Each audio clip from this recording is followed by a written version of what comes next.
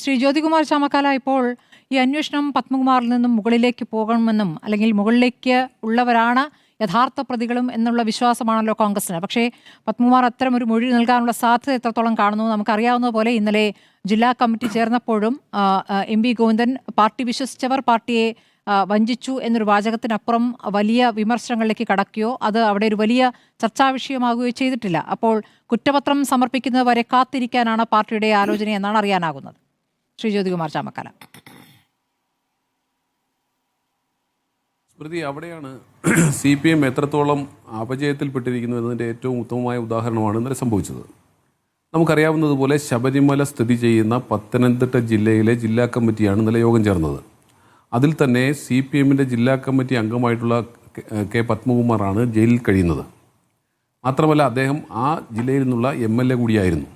അദ്ദേഹം CPMൻ്റെ അറിയപ്പെടുന്ന നേതാവാണ്. അദ്ദേഹം ദേവസ്വം ബോർഡിൻ്റെ മുൻ പ്രസിഡൻ്റാണ്. അങ്ങനെയിരിക്കെ നമ്മളൊരു സിനിമയിൽ പറഞ്ഞിട്ടുള്ളതുപോലെ പോളണ്ടിനെ കുറിച്ചൊരു അക്ഷരം മിണ്ടരുത് എന്ന് പറയുന്നത് പോലെ ഇന്നലെ പത്തനംതിട്ടയിൽ കൂടിയ CPMൻ്റെ സംസ്ഥാന സെക്രട്ടറി തന്നെ പങ്കെടുത്ത ജില്ലാ കമ്മിറ്റിയിൽ ശബരിമലയെക്കുറിച്ച് ഒരു അക്ഷരം മിണ്ടരുത് എന്നായിരുന്നു തീരുമാനം. അപ്പോൾ ശബരിമലയെക്കുറിച്ച് ഒരു അക്ഷരം പോലും മിണ്ടാതെ ആ ജില്ലാ കമ്മിറ്റി കൂടുമ്പോൾ നമ്മൾ എന്താണ് മനസ്സിലാക്കേണ്ടത്? നോക്കൂ, അവിടെ മനസ്സിലാക്കേണ്ട രണ്ട് കാര്യങ്ങളുണ്ട്. ഒന്ന്, പത്മകുമാറിനെ സംരക്ഷിക്കാൻ വേണ്ടിയാണ് അങ്ങനെ ഒരു തീരുമാനം എടുത്തിട്ടുള്ളതെങ്കിൽ, അല്ല അങ്ങനെ ഒരു തീരുമാനത്തിലേക്ക് പോയതെങ്കിൽ, ചർച്ച ചെയ്യാതിരുന്നതെങ്കിൽ, ഞങ്ങളുടെ ചോദ്യം ഒന്നേ ഉള്ളൂ. ശബരിമലയിൽ നിന്ന് ഇത്രയും സ്വർണം നഷ്ടപ്പെട്ടിട്ടുണ്ട്. അതിനപ്പുറത്തേക്ക് ആ സ്വർണത്തിൻ്റെ വാല്യൂ മാത്രമല്ല, അതിനപ്പുറത്തേക്ക് ശബരിമല വിശ്വാസികളോട്, പരിപാവനമായ പവിത്രമായ ആ ക്ഷേത്രത്തിലെ ആരാധിക്കുന്ന വിശ്വാസികളോട് വിശ്വാസവഞ്ചന കാട്ടിയിട്ടുണ്ട് എന്ന കാര്യത്തിൽ ആർക്കും തർക്കമില്ല. അതിൻ്റെ പ്രതികൾ ഇപ്പോൾ പത്മകുമാറിൽ വരെ എത്തി നിൽക്കുകയാണ്. അപ്പോൾ വിശ്വാസികളോടൊപ്പം ആണോ ഈ സർക്കാരും CPMഉം, അതോ ഈ കൊള്ളക്കാരോടൊപ്പമാണോ എന്ന് ഇന്നലെ വ്യക്തമായിരിക്കുകയാണ്. വിശ്വാസികളോടൊപ്പമായിരുന്നെങ്കിൽ ശബരിമലയിൽ ഈ കൊള്ള നടത്തിയ പത്മകുമാറിനെതിരെ ഇന്നലെ നടപടി ഉണ്ടാകണമായിരുന്നു. അങ്ങനെ നടപടി ഉണ്ടാകാത്തതിൽ നിന്നും നമ്മൾ മനസ്സിലാക്കേണ്ടത് അവർ ഈ കൊള്ളക്കാരോടൊപ്പമായിരുന്നു എന്നുള്ളതാണ് ഒന്ന്. രണ്ടാമത്തേത്, ഇപ്പോഴും നമുക്കറിയേണ്ട 2-3 വസ്തുതകളുണ്ട്. അതിൻ്റെ കൂടി ചോദ്യം, ഇതെല്ലാം കണക്റ്റഡാണ്. ഒന്ന്, ഈ പറയുന്ന പോറ്റിയെ ആരാണ് ഈ പിക്ചറിലേക്ക് കൊണ്ടുവന്നത്? ഇപ്പോഴും വ്യക്തത വരുന്നില്ലല്ലോ. ഈ പോറ്റിയെ പത്മകുമാറിന് ഇൻട്രൊഡ്യൂസ് ചെയ്ത് കൊടുത്തത് ആരാണ്? പോറ്റിയെ അറിയില്ല എന്ന് പറഞ്ഞാൽ ശ്രീ കടകംപള്ളി സുരേന്ദ്രനുമായി നിരവധി തവണ അദ്ദേഹം രഹസ്യം പറഞ്ഞുകൊണ്ടിരിക്കുന്ന, സ്വകാര്യം പറഞ്ഞുകൊണ്ട് നിൽക്കുന്ന നിരവധിയായ കോണ്ടക്റ്റുകളിൽ നിന്നുള്ള പിക്ചേഴ്സും വിഷ്വൽസും ഒക്കെ നമ്മുടെ കൈവശമുണ്ട്. ഇനി താൻ ദൈവതുല്യം കണ്ടിരുന്ന ഒരാളാണ് ഇതിൻ്റെ പിന്നിൽ എന്ന് ഈ പത്മകുമാർ പല തവണ പറഞ്ഞിട്ടുണ്ട്. അങ്ങനെയാണെങ്കിൽ ഇന്ന് തന്ത്രിമാരെ അവരുടെ മൊഴി രേഖപ്പെടുത്തി അവരെ വിട്ടയക്കുകയും ചെയ്തപ്പോൾ അവർ തന്നെ പറഞ്ഞിട്ടുണ്ട്, ഞങ്ങൾക്കിതുമായി യാതൊരു ബന്ധവുമില്ല എന്ന് പറഞ്ഞിട്ടുണ്ട്. അപ്പോൾ ഇത്രയും കാലം CPMൻ്റെ പ്രതിനിധികൾ അല്ലെങ്കിൽ അവരുടെ അനുഭാവികൾ, നിരീക്ഷകർ പറഞ്ഞുകൊണ്ടിരുന്നത് പോലെ ദൈവതുല്യരായി കണ്ടിരുന്നത് തന്ത്രികളെയാണ് എന്ന ഭാഗം കഴിഞ്ഞു. ബാക്കി എല്ലാവരെയും ചോദ്യം ചെയ്യാൻ വിളിച്ചപ്പോൾ അവരെയൊക്കെ അറസ്റ്റ് രേഖപ്പെടുത്തിയാണ് മുന്നോട്ട് പോയിട്ടുള്ളത്. മുരാരി ബാബുവിൻ്റെ റിമാൻഡ് കാലാവധി നീട്ടിയിട്ടുണ്ട്. ഇദ്ദേഹത്തെ കസ്റ്റഡിയിൽ കൊടുത്തിട്ടുണ്ട്. അപ്പോൾ വസ്തുത ഇവിടെ എത്തി നിൽക്കെ ഈ നമ്മുടെ കടകംപള്ളി സുരേന്ദ്രനുമായി ബന്ധപ്പെട്ട വിവാദം, അദ്ദേഹത്തിന് ഇതേക്കുറിച്ചൊന്നും അറിയില്ല എന്ന് പറഞ്ഞത് അവിടെ നിൽക്കുന്നു. പത്മകുമാർ പലപ്പോഴും ബാംഗ്ലൂരിലെ ജലഹള്ളിയിലെ മുൻപ് പൂജ നടത്തിയിരുന്നത് ആരാണ് എന്ന് വരെ അന്വേഷിക്കണമെന്ന് ചാടിക്കയറി പറഞ്ഞത് നമ്മുടെ മുമ്പിലുണ്ട്. അപ്പോൾ ഇത് ഡൈവേർട്ട് ചെയ്ത് തന്ത്രിമാരിലേക്ക് കൊണ്ടുപോകാനുള്ള ശ്രമമായിരുന്നു പത്മകുമാറിൽ ഉണ്ടായിരുന്നതെന്ന് നമുക്ക് ബോധ്യപ്പെടുന്നു. അതിനപ്പുറത്തേക്ക് ഈ പോറ്റിയുമായി അദ്ദേഹത്തിന് മോഹനം പോറ്റിയുമായി അദ്ദേഹത്തിന് യാതൊരു ബന്ധവുമില്ല എന്ന് അദ്ദേഹം തുടർച്ചയായി പറയുകയും, എന്നാൽ ഈ പോറ്റി അദ്ദേഹത്തിൻ്റെ വീട്ടിൽ താമസിക്കുകയും അദ്ദേഹവുമായി മറ്റ് സാമ്പത്തിക ഇടപാടുകളും ബിസിനസ് ഇടപാടും ഉണ്ട് എന്ന് നമുക്ക് പിന്നീട് ബോധ്യപ്പെടുകയും ചെയ്തിരിക്കുന്നു.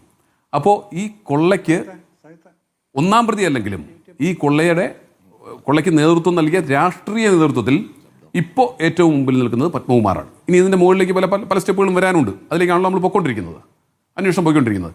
അപ്പോൾ ഇതുവരെ എത്തിയിട്ടുള്ള ഏറ്റവും മുതിർന്ന നേതാവ് എന്ന നിലയിൽ പത്മകുമാർ ഇതിൽ കക്ഷിയാണെന്ന് ബോധ്യപ്പെടുകയും, അതിനപ്പുറത്തേക്ക് ഇപ്പോൾ എന്താ CPM വാദിക്കാൻ തീരുമാനിക്കുന്നത്? എനിക്ക് ഇനി സമയം തന്നാലും വേണ്ട സ്മൃതി, ഞാൻ പറഞ്ഞ് അവസാനിപ്പിച്ചിട്ട്. ഇവിടെ CPM എന്താ പറഞ്ഞ് അവസാനിപ്പിക്കാൻ ശ്രമിക്കുന്നത്? അന്വേഷണം നടത്തുന്നത് LDF സർക്കാരിൻ്റെ ഭാഗത്തു നിന്നുകൊണ്ടാണ്, സർക്കാർ അതിനെ ന്യായീകരിക്കുകയാണ്, അനുകൂലിക്കുകയാണെന്നൊക്കെ പറയുന്നുണ്ട്. അതൊക്കെ നമ്മൾ ഒത്തിരി ചർച്ച ചെയ്താണ്. നമുക്കറിയാം, ഹൈക്കോടതിയുടെ സ്പെഷ്യൽ കമ്മീഷണർ കൊടുത്ത കേസ് റിപ്പോർട്ടുമായി ബന്ധപ്പെട്ട് അന്വേഷണം നടക്കുന്നു.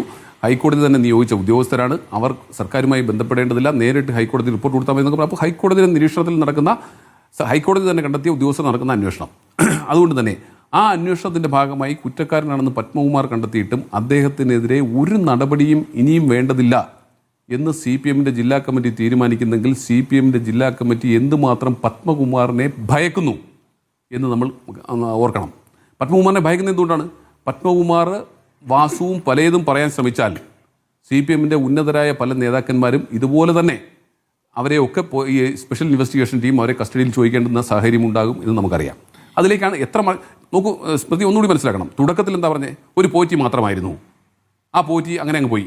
അപ്പോൾ നമ്മുടെ അടുത്ത ചോദ്യമുണ്ട്, ഈ പോറ്റി ദ്വാരപാലകരുടെ പീഠം കൊടുത്തത് ശബരിമലയിൽ കൊടുത്തിരുന്നു, കാണുവാനില്ല എന്ന് പറയുകയും അവസാനം പോറ്റിയുടെ സഹോദരിയുടെ വീട്ടിൽ നിന്ന് കണ്ടെടുക്കുകയും ചെയ്തിട്ടും പോറ്റിക്കെതിരെ ഒരു FIR പോലും ഈ സംസ്ഥാന സർക്കാർ എടുത്തില്ല, കോടതിയുടെ ഇത് എടുത്തില്ല. അപ്പോൾ പോറ്റിയിൽ അവസാനിപ്പിക്കാൻ ശ്രമിച്ചു, പോറ്റിയെ ഭയപ്പെട്ടിരുന്നു.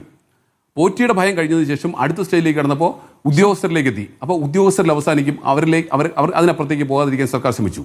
ഏറ്റവും അവസാനം മുൻ ദേവസ്വം ബോർഡ് പ്രസിഡന്റുമാർ തന്നെ ജയിലിൽ പോയി കഴിഞ്ഞപ്പോൾ അതിനപ്പുറത്തേക്ക് പോകാതിരിക്കാനുള്ള മറകെട്ടി തിരിക്കാനുള്ള ശ്രമമാണ് സർക്കാരിൻ്റെ ഭാഗത്തു നിന്ന് ഉണ്ടായിക്കൊണ്ടിരിക്കുന്നത്.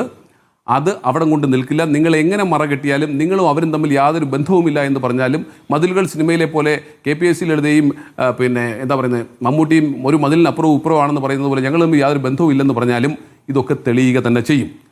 പക്ഷേ ഇവിടെ പൊളിറ്റിക്കലായ ഒരു ആൻസർ വേണ്ടത്, എന്തുകൊണ്ടാണ് CPM ഇത്തരത്തിൽ പിടിക്കപ്പെട്ട ഒരാൾ ജയിലിൽ കിടക്കുമ്പോഴും അദ്ദേഹത്തിനെതിരായി നടപടി ഉണ്ടാകാത്തത്? അതിനെ സംബന്ധിച്ച് CPM പറയണ്ടേ? നിങ്ങൾ ചർച്ചകളിൽ നിന്ന് വിട്ടുനിന്നാൽ മതിയോ? ചർച്ചകളിൽ നിന്ന് CPM-ന്റെ പ്രതിനിധികൾ ഇനി ശബരിമല വിഷയവുമായി ചർച്ചയ്ക്ക് വരുന്നില്ല എന്ന് പറഞ്ഞാൽ തീരുവോ വിഷയം? തീരില്ലല്ലോ. നോക്കൂ, കോടാനുകോടികളായ ശബരിമല വിശ്വാസികളെ നേരിട്ട് ബാധിക്കുന്ന ഒരു വിഷയമാണ്, അവരുടെ വിശ്വാസത്തെ അങ്ങേയറ്റം വ്രണപ്പെടുത്തിയ ഒരു വിഷയമാണ്. എന്നിട്ട് നിങ്ങൾ ആഗോള അയ്യപ്പ സംഗമം നടത്തിയിട്ട് എന്ത് ചെയ്യാനാണെന്നേ? ഈ ആഗോള അയ്യപ്പ സംഗമം കൊണ്ട് നിങ്ങൾ എന്താ ഉദ്ദേശിച്ചത്? നിങ്ങൾ നടത്തിയ ആഗോള അയ്യപ്പ സംഗമത്തിൽ നിങ്ങൾക്ക് 1% വിശ്വാസമുണ്ടെങ്കിൽ നിങ്ങൾ ഈ പത്മകുമാറിനെ പുറത്താക്കണ്ടേ? നിങ്ങൾ പത്മകുമാറിനെതിരെ അച്ചടക്ക നടപടി സ്വീകരിക്കണ്ടേ? ആരെയാണ് നിങ്ങൾ?